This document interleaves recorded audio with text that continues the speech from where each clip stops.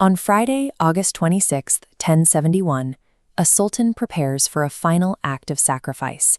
He dismounts, casts aside his bow, and draws his sword.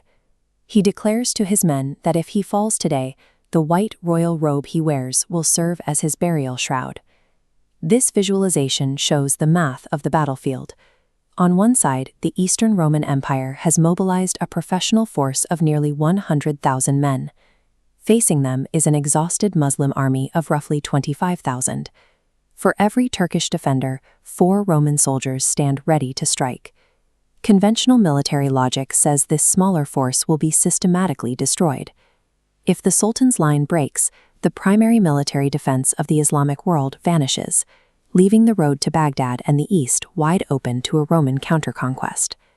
The survival of the Seljuk Empire and the future of the entire region depends on whether this outnumbered army can hold the field until sunset.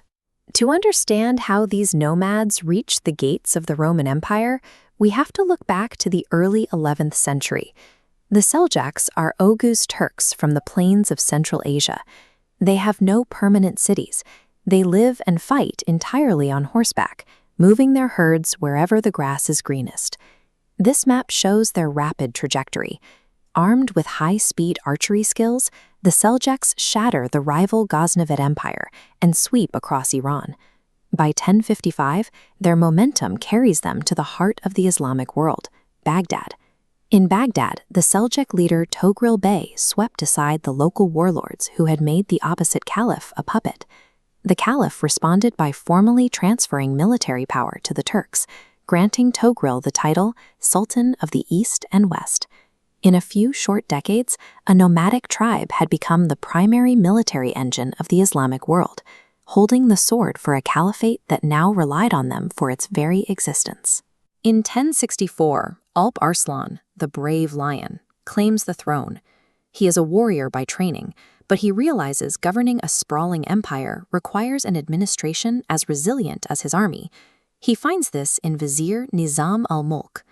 Nizam al-Mulk acts as the architect of the state, writing the definitive manual on political science and building a network of universities to train the bureaucracy. This organization allows Arslan to focus on the western frontier. Arslan leads his army west to besiege the Armenian city of Ani. Known as the Christian Iron Gate, it's considered an impregnable fortress. But using massive wooden siege towers, Arslan's engineers completely shatter the defenses and bring the walls down in just 25 days. The fall of Ani forces a massive response from Constantinople. Emperor Romanos leverages the immense wealth of the Byzantine treasury to hire mercenaries from across Europe, assembling a force of 100,000 men to drive the Turks out of Anatolia for good. Romanos uses a fake peace treaty to distract Arslan, luring himself towards Syria. While Arslan focuses on Egypt, the emperor pivots his massive force east toward Manzikert to seal the passes and trap the Seljuks. When the deception is revealed, Arslan faces a desperate choice. He can retreat and watch the Romans dismantle his empire from the west, or march his exhausted, smaller army into a direct collision at Manzikert. This brings us back to Friday. By donning his burial shroud, Arslan signals he is a soldier first and a king second. This powerful act of shared risk stabilizes his ranks as the massive Roman war machine begins its advance. Romanos opens the battle with a heavy frontal assault. He maneuvers his armored infantry in a rigid block, intending to crush the Turks. Arslan counters with the Turin tactic. Archers fire, then flee in feigned panic. Romanos orders his men to break formation and chase. By evening, the Roman infantry is stretched for miles. Arslan signals. The archers turn, rejoining hidden cavalry to completely surround the fractured Romans. The encirclement is a massacre. In the chaos, a rival Roman general abandons the field, leaving the emperor defenseless. For the first time in history, a Roman emperor is taken prisoner on the battlefield by a common soldier. Byzantine armor and numbers became a liability.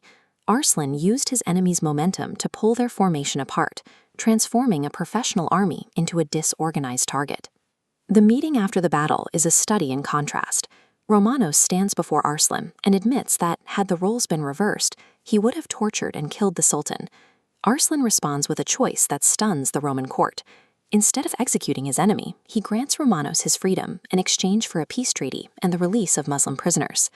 This act of restraint signaled to the local populations that Seljuk rule offered stability and mercy. It opened the gates of Anatolia to Turkish migration, laying the geographic and cultural foundation for the modern nation of Turkey and the eventual Ottoman Empire. Arslan is now the dominant power in the region. A year after Manzikert, he leads a massive army across the Amu Darya River, returning to the ancestral Turkish homelands of Central Asia to expand his borders even further. But this sense of invincibility carries a cost. When a captured enemy commander named Yusuf insults Arslan's honor during an interrogation, the Sultan loses his characteristic composure. In a moment of blinding rage, he pushes his guards aside to deliver the execution himself. Arslan draws his bow, but his anger ruins his aim. He misses. The prisoner charges with a hidden dagger. Arslan steps forward to draw his sword, but his foot catches in the hem of his own long royal robe. He falls forward, and Yusuf stabs him repeatedly before the guards can react. On his deathbed, the Sultan realizes his error. He admits that looking out over his vast army at Manzikert had filled him with a sense of self-reliance that eclipsed his faith. He had begun to believe his own strength was the source of his victories. Alp Arslan's victory at Manzikert reshaped the world, but his death offers a final, sobering insight. History is shaped by discipline and faith, but as soon as a leader begins to believe they are the sole architect of their success, they become vulnerable to the smallest of mistakes.